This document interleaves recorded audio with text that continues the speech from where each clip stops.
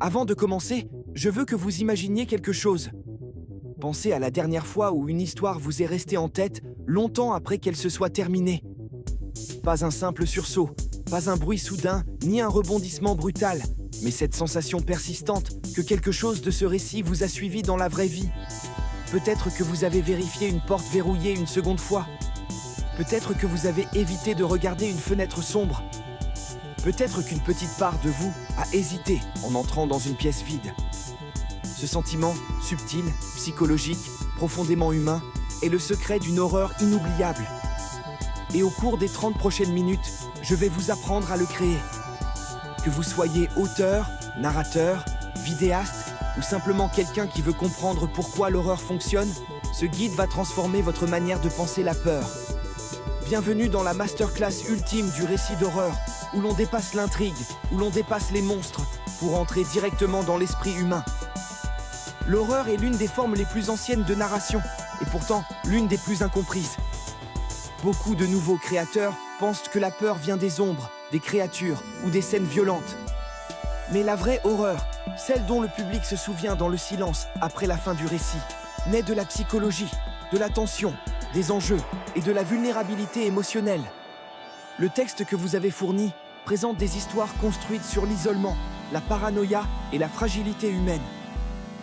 Aujourd'hui, nous allons déconstruire les ingrédients de cette peur durable et les reconstruire en un système que vous pourrez appliquer à n'importe quel projet d'horreur. Nous passons de l'état d'auditeur à celui de maître de la peur. Pour écrire une horreur efficace, vous devez comprendre ce que les gens craignent au plus profond d'eux-mêmes. La peur n'est pas un hasard. Elle est biologique. Elle est évolutive. En tant qu'êtres humains, nous sommes programmés pour repérer les menaces autour de nous, surtout face à l'incertitude. C'est pour cela que les bruits mystérieux, les comportements étranges ou la sensation d'être observé apparaissent si souvent dans l'horreur. Ce n'est pas ce que le public voit qui crée la peur, mais ce qu'il pense pouvoir voir. Dans les récits que vous avez fournis, les personnages s'effondrent peu à peu parce qu'ils ne peuvent plus faire confiance à leur sens, aux gens qui les entourent, ni même à eux-mêmes. Cette incertitude crée une peur primitive, la peur de perdre le contrôle. Lorsque vous écrivez de l'horreur psychologique, votre objectif n'est pas de montrer directement la terreur, mais d'activer l'imagination du public. Vous ne dites pas « il y avait quelque chose dans la pièce ». Vous décrivez l'atmosphère, la tension, les petites anomalies qui forcent l'esprit à combler les vides. L'esprit invente toujours quelque chose de plus terrifiant que ce que vous pourriez décrire. C'est ainsi que vous créez une peur qui s'attache au public et refuse de le lâcher. La tension est la sève de l'horreur. Sans tension, l'horreur n'est qu'une suite de bruits. Dans les récits du texte, les événements s'intensifient progressivement.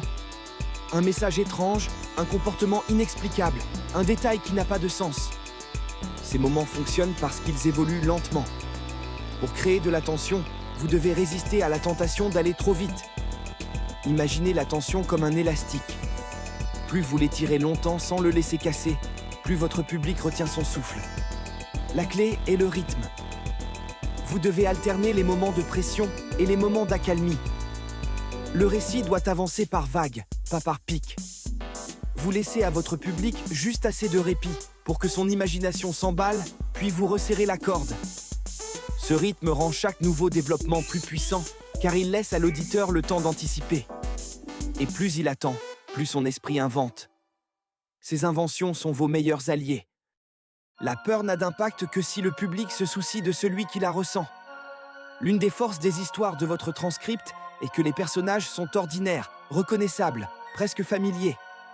Plus la vie du personnage est stable et normale au début, plus la perturbation devient choquante. Vous voulez que votre public se voie dans votre protagoniste. Ce point d'attache émotionnel est ce qui lie leur peur à celle du personnage. En développant vos personnages, concentrez-vous sur ce qu'ils veulent, ce qu'ils craignent et ce qu'ils risquent de perdre. La peur devient bien plus intense lorsqu'elle menace quelque chose de personnel. Un personnage qui craint la solitude s'écroulera dans un environnement qui le coupe du monde. Un personnage qui craint la responsabilité se décomposera sous la pression. Un personnage qui craint l'abandon sera hanté par l'incertitude. Construisez votre horreur autour des fissures internes de vos personnages. L'horreur ne les brise pas, elle révèle ce qui était déjà fragile. L'une des techniques les plus puissantes du récit d'horreur est la révélation lente. L'horreur perd toute efficacité lorsque trop d'informations sont données trop tôt. Les récits du transcript excellent parce qu'ils retiennent volontairement des éléments clés. Le public devient enquêteur, assemblant des fragments de comportement, de dialogue ou de souvenirs. Cette implication renforce l'immersion. Pour maîtriser la révélation progressive, travaillez avec des motifs et des décalages. Les humains cherchent naturellement des modèles.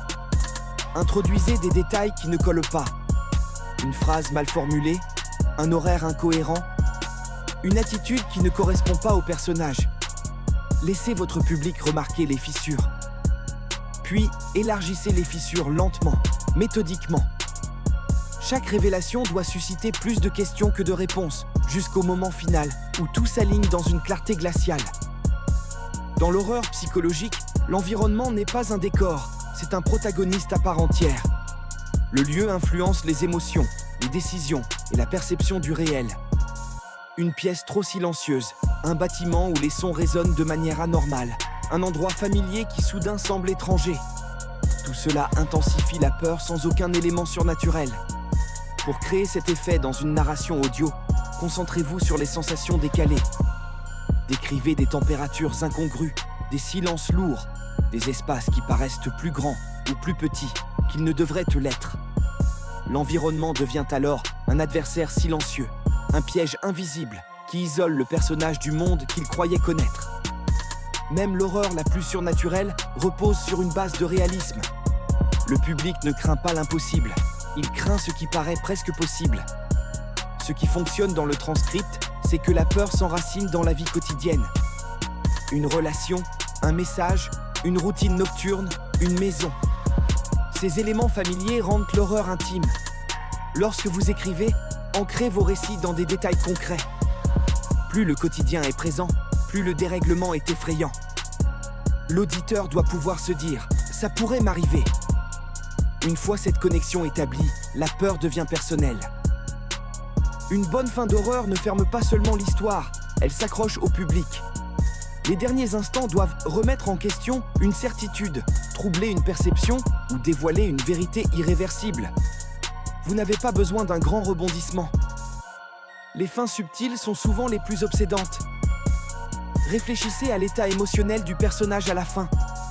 Comment a-t-il changé? Qu'a-t-il perdu? Qu'a-t-il appris qu'il ne pourra plus ignorer? L'horreur la plus efficace n'est pas celle qui conclut une situation, mais celle qui ouvre une inquiétude dans l'esprit du public. Une inquiétude qui l'emportera avec lui. Le récit d'horreur ne parle pas de monstres, d'ombres ou de violence.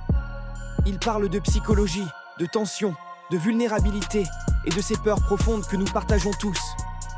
Les histoires que vous avez fournies démontrent la puissance de la subtilité et des émotions humaines.